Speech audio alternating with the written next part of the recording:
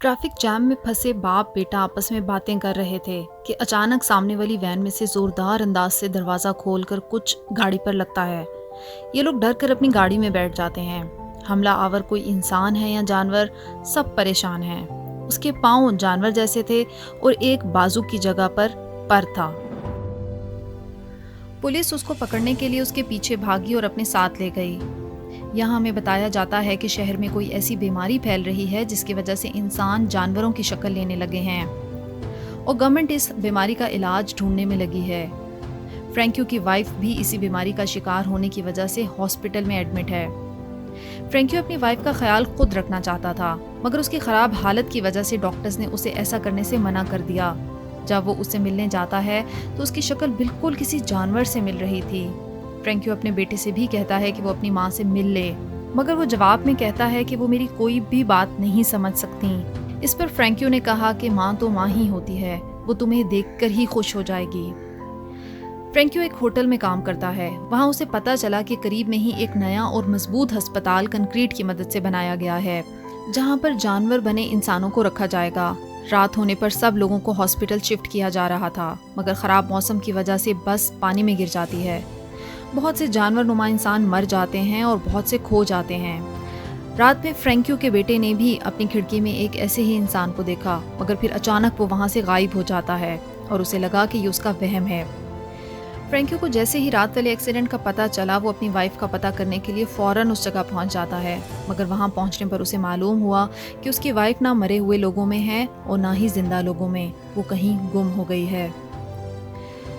फिर अगले सीन में फ्रैंक्यू का बेटा अपने स्कूल में बच्चों के साथ रस्साकशी खेल रहा है, जिसने अकेले ही अपनी हारती टीम को कुछ ही पल में जितवा दिया। वो बहुत पावरफुल हो चुका है, मगर वजह वो खुद भी नहीं जानता। इस सब में उसका नेल भी टूट जाता है। फिर उसकी दोस्त उससे फ्राइडे को होने वाली पार्टी पर आने का कहती है, मगर वो किसी वजह से नहीं जाना चाहता था। घर आकर उसने महसूस किया कि उसकी बैकबोन बाहर निकल रही है। वो डर जाता है कि कहीं वो भी जानवर तो नहीं बन रहा। इसी डर को भगाने के लिए उसने शॉवर लिया और इसे अपना वहम ही समझा।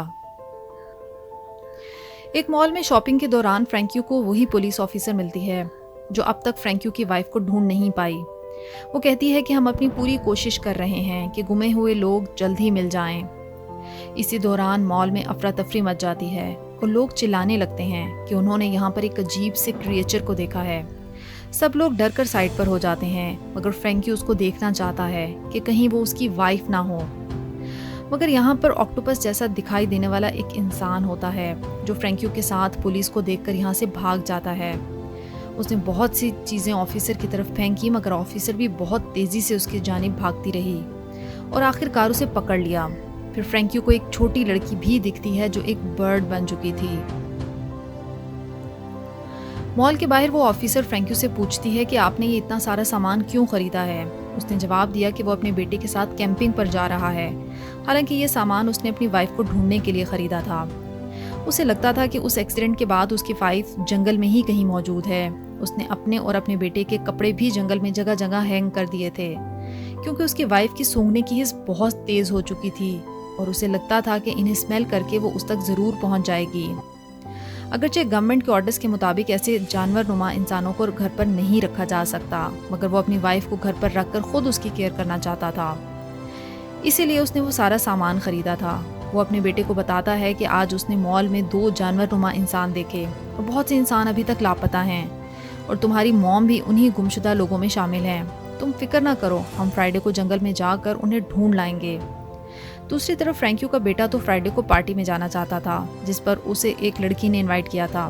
फ्रैंक्यू ना चाहते हुए भी बेटे को इजाज़त दे देता है और उसे घर जल्दी वापस आने का भी कहता है। सब पार्टी में बहुत फन कर रहे थे कि अचानक फ्रैंक्यू के बेटे को चक्कर आ जाता है।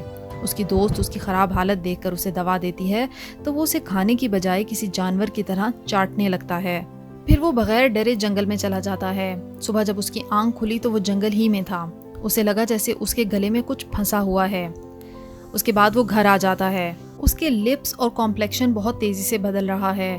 उसके डैड को शक हुआ और वो उसे देखने के लिए बाथरूम में आए, तो उसने जल्दी से दरवाज़ा लॉक कर लिया। फिर अपने गले में हाथ डालकर कुछ निकाला जो कि एक पंख है। वो समझ चुका है कि वो भी अब जानवर बनने जा रहा है। फिर वो अपने डैड के साथ अपनी माँ को ढूंढने के लिए जंगल रवाना हो जाता है। वो जोर जोर से अपनी माँ को आवाजें दे रहा था, मगर वहाँ उन्हें कोई नहीं मिला। थक हार कर वो यहीं जंगल में सो जाते हैं। आधी रात को उनका डॉग जोर जोर से भौंकने लगता है और एक दरख्त के पास जाता है जहाँ बंदर बना इंसान दरख्त पर मौजूद है। उसे देखने के लिए जब ये लोग जाते हैं तो फ्रैंक्यू के बेटे पर अचानक एक ईगल बना इंसान हमला कर देता है। वो उसे मारने ही वाला होता है, लेकिन उसके होंठ देखकर वो ये समझ जाता है कि वो भी एक जानवर में बदल रहा है, इसीलिए वो उसे कोई नुकसान नहीं पहुंचाता। फिर भी उस ईगल नुमा इंसान ने फ्रैंक्यू के बेटे को कुछ जख्म दिए थे, इसीलिए फ्रैंक्यू उसे हॉस्पिटल ले जाना चाहता था। मगर वो वहाँ नहीं जाना चाहता, क्योंकि ऐसा करने से सबको उसकी सच्चाई मालूम हो सकती है कि वो जानवर बन रहा है। लेकिन रास्ते में ही वही पुलिस ऑफिसर उन्हें मिल जाती है जो फ्रैंक्यू के बारे में पूछती है। तो उसके डैड ने कहा कि इसे किसी कुत्ते ने काट लिया है, अब उन्हें हर सूरत अस्पताल जाना पड़ता है। वो ऑफिसर भी उनके साथ है।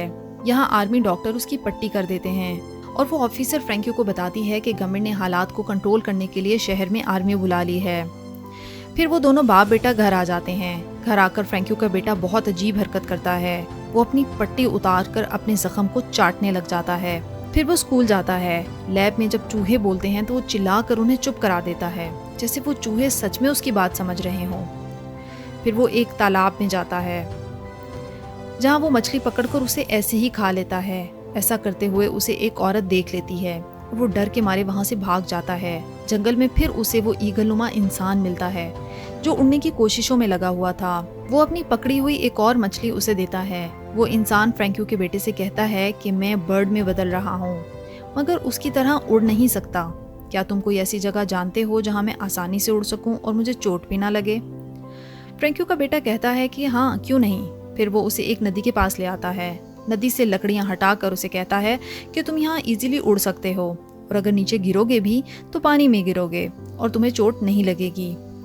यहाँ फ्रैंक्यू के होटल में एक जानवरनुमा इंसान फ्रैंक्यू के ऊपर हमला कर देता है। वो नोटिस करता है कि वहाँ एक और इंसान भी था जो इस बड़े जानवर को देखकर डर के मारे वहाँ से भाग गया था। ये उसकी वाइफ भी हो सकती थी। इसी सोच के दौरान वो बड़ा जानवर फिर उस पर हमला करता है। इससे पहले कि यहाँ बैठे कस्टमर्स डर के मारे भाग जाते, होटल की ओनर गुस्से में जानवर को चुप करने का कहती है और हैरानकुन तौर पर वो चुप हो जाता है।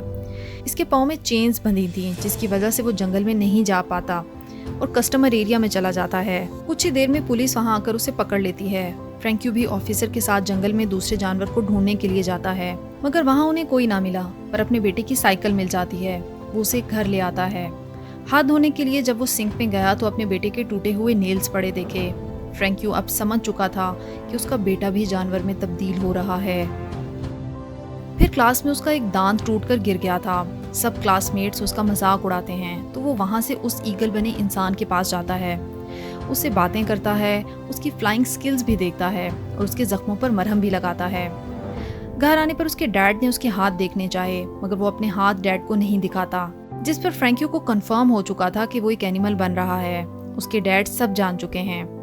ये सोचकर वो वहाँ से भाग जाता है, मगर फ्रैंक्यू झपट कर उसे पकड़ लेता है। वो कहता है कि प्लीज डैड मुझे छोड़ दें। तो उसके डैड कहते हैं कि नहीं, मैं जानता हूँ कि तुम जानवर बन रहे हो, मगर तुम हमेशा मेरे बेटे ही रहोगे। बस मुझे बताओ कि तुम्हारे अंदर क्या चेंजेस आ रही हैं, ताकि मैं मालूम कर सकूँ कि तुम किस जानवर में बदल रहे हो। वो अपने डैड को बताता है कि मुझे दूर की आवाज़ें भी बहुत क्लियर सुनाई देती हैं और वो अजीब नेल्स भी। फ्रैंक्यू ने पूछा कि क्या तुम्हारे दोस्त ये जानते हैं, तो उसने कहा कि नहीं, कोई भी ये नहीं जानता। फिर वो अपने डैड से पूछता है कि क्या आप मुझे मॉम की तरह जंजीरों से बांध कर रखेंगे। उसके डैड उसे तसल्ली देते हुए कहते हैं कि नहीं, ऐसा कुछ नहीं होगा। अगले दिन फ्रैंक्यू के होटल में एक पार्टी थी। जब उसका बेटा वहाँ आया तो उसके नेल्स बहुत बड़े हुए थे।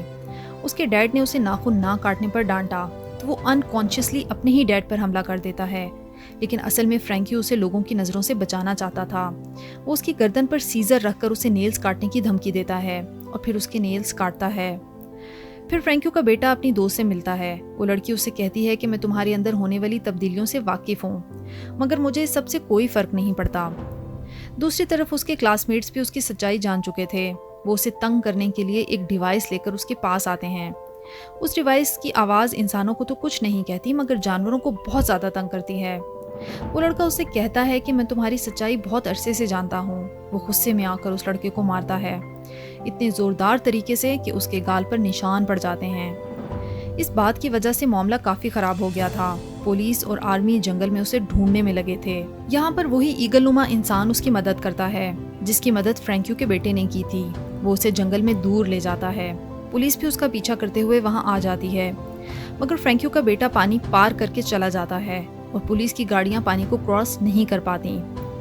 तो वो लोग गोलियां चलाने लगते हैं। इसी दौरान एक गोली उस ईगलनुमा इंसान को लगती है और वो मर जाता है। फ्रैंक्यू का बेटा अब यहीं रहता है, जंगल के फल खाता है और तालाब में नहाता है। हम देखते हैं कि उसकी कमर पर बहुत अजीब निशान है, मतलब ये कि उसकी बॉडी बहुत तेजी से बदल रही है। वो चलते चलते जंगल के एक ऐसे हिस्से में आ जाता है जहाँ बहुत से जानवरनुमा इंसान रहते हैं। यहीं उसकी माँ भी उसे स्मेल करके पहचान लेती है। वो इंसानों की तरह अब बोल नहीं सकती, मगर अपने बेटे को बार बार एक गार में जाने का कह रही थी ताकि वो सेफली वहाँ रह सके।